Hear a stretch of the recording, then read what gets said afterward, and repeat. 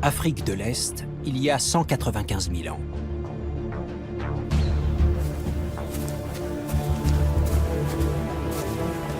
Ces chasseurs dans la savane ont le même corps que nous, le même cerveau.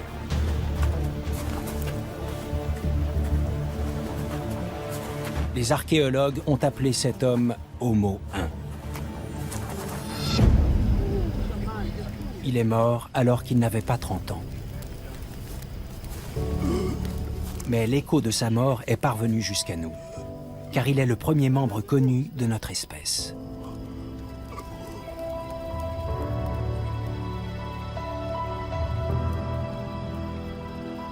Il est l'un des nôtres.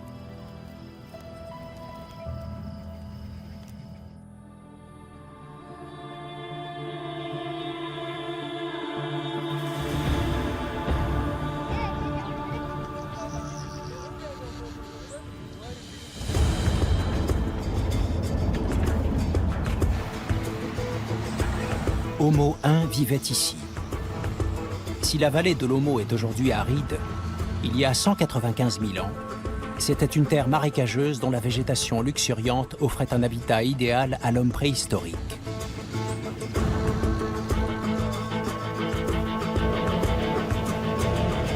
Deux scientifiques américains connaissent bien la région. L'anthropologue John Fleagle et l'archéologue John Shea.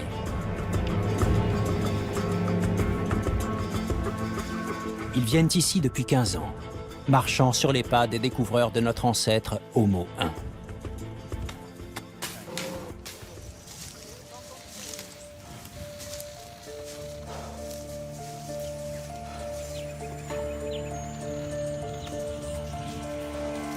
En 1967, une expédition internationale a été envoyée dans le sud de l'Éthiopie à la recherche de fossiles humains. Et les archéologues ont effectivement déterré les restes de 3 hommes préhistoriques.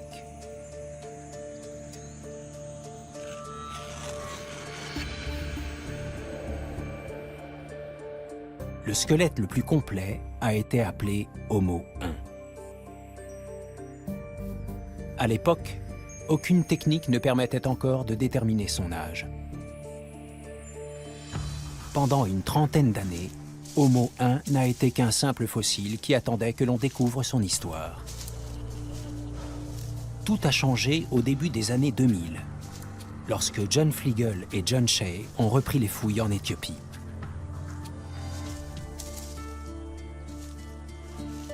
On y est. Le monde perdu. C'est spectaculaire. La grande question était alors, quand les hommes modernes sont-ils apparus en Afrique? On ignorait l'âge des squelettes découverts. Cependant, tout portait à croire qu'ils étaient très anciens.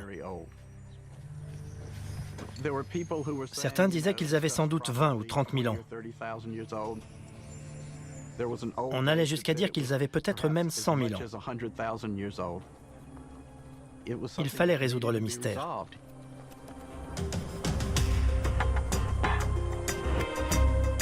Les ossements sont trop anciens pour rendre possible la datation au carbone 14, une technique qui ne permet pas de remonter au-delà de 50 000 ans.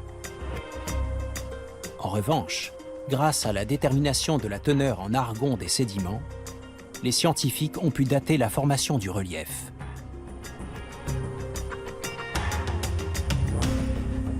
Il a ainsi été établi que la couche de sédiments renfermant le squelette d'Homo 1 était vieille de 195 000 ans.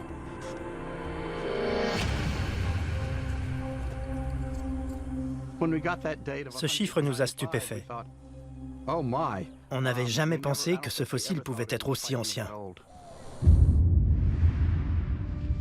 L'arbre généalogique de l'être humain remonte à 2,5 millions d'années.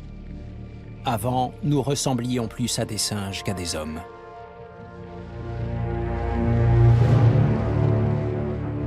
Les innombrables ramifications qui se sont développées au fil du temps correspondent à autant d'espèces aux noms étranges. Des espèces qui toutes ont été classées comme archaïques par les anthropologues. Ce qui distingue Homo 1, c'est que lui, justement, est un homme moderne, un membre de notre espèce, un Homo sapiens.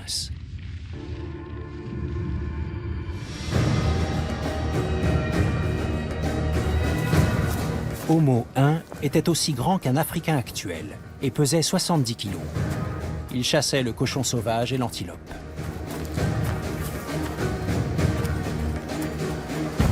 Mais un jour, Homo 1 n'a plus été en mesure de chasser. Aucun indice ne montre que sa dépouille a été déplacée ou enterrée. Pendant 195 000 ans, elle n'a jamais bougé de place.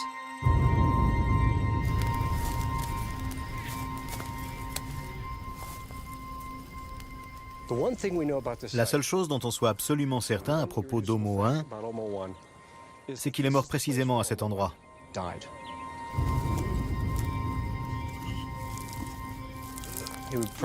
Il devait être allongé quelque part à l'écart, entouré de ses proches, sa femme, ses enfants, ses meilleurs amis, ses frères et sœurs. On devait s'occuper de lui, essayer de le soulager.